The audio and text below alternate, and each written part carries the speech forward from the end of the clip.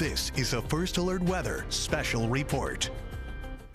And a late good afternoon to everybody. It is overcast outside and there is rain falling across the tri-state region. It's kind of one of those gray, ugly shots of New York City as we look across with the Queensboro Bridge on the right side there, Roosevelt Island. The water doesn't look too bad. The visibility isn't too bad. This is light rain so far, but it will start to get heavier and steadier, and the winds are going to pick up even more as we go through the afternoon hours. As you can see on this particular camera, there are raindrops out there. It's just that it's not too heavy just yet. Temperatures are cool. We went down yet another degree. It's now 57 as the rain develops across the area with a north-northeast wind at 15 miles per hour. A lot of rain. It's not too heavy, but it's a steady rain across the island and parts of Connecticut and the Jersey Shore. Much less over northwest New Jersey and the Hudson Valley for now. That's going to change as the rain keeps moving in from off the ocean. A first alert weather day for the rest of today. It goes through tonight. It goes right on through Monday for this particular nor'easter. Rain will total about 1 to 3 inches region-wide. Winds could reach 40 to 60 miles per hour, especially for those of you along the coastline. That will cause beach erosion and coastal flooding, and there could also be tree damage and power outages because of those strong winds. Again, that would be more likely along the coastal sections. I think right now, the other big problem here, it's not so much the rain. 1 to 3 inches of rain we can handle. Especially since we've been having a very dry spell of weather over the last several weeks. It's the coastal flooding that I'm concerned with at times of high tide. So we have coastal flood warnings that are in effect across Long Island. All 5 boroughs that are near the water, it's a coastal flood warning up and down the Jersey Shore. There's a little difference, though, for the Connecticut coast. That is a coastal flood advisory. Not quite as bad because the northeast winds are going to be pushing the water away from the Connecticut coast, but the north shore of Long Island could get hit pretty hard. So we're going to have heavy rain, 40 to 60 mile per hour wind gusts in these areas along the coastline with beach erosion a very likely possibility. Now, the tides are going out right now. They're going into Long Island Sound, but they're going out across the Jersey Shore and the south shore of Long Island.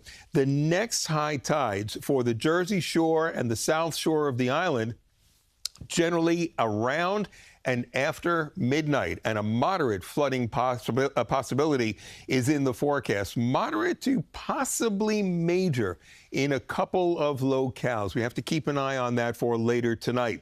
In the meantime, high winds, as I've been talking about, the actual watches and warnings and advisories. Well, this is a high wind warning from about 112 on east out through the Twin Forks. This is a high wind warning along the Jersey Shore.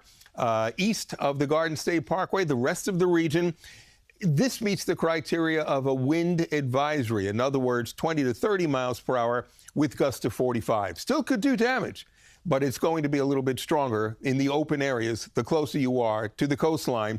40 to 60 mile per hour peak gusts are quite possible out of the northeast and here across New Jersey and inland areas and on up through the Hudson Valley, interior Connecticut. It's windy, but maybe not quite as windy, 25 to 45 mile per hour winds. Here's the rainfall that I was showing you that's moving in. You see how it's moving to the north, and at the same time, it's backing into the west. So it's covering Long Island, it's covering Connecticut, it covers the Jersey Shore.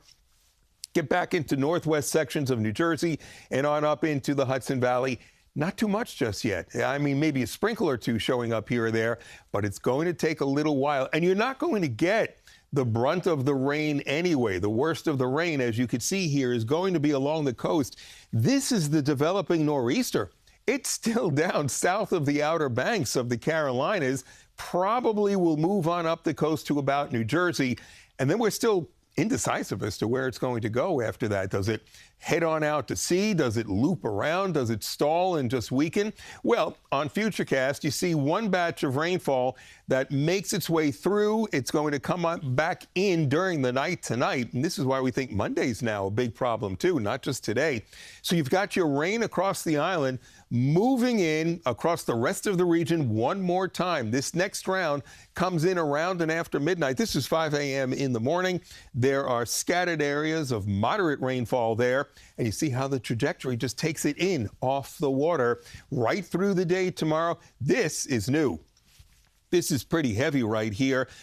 This is showing up across the east coast, the northeast coastal sections of New Jersey, as well as New York City, makes its way across Long Island. More comes in off the water. Look what time we're at already. Now we're into Tuesday before it starts diminishing, and then the whole thing pushes away as we get on into Wednesday.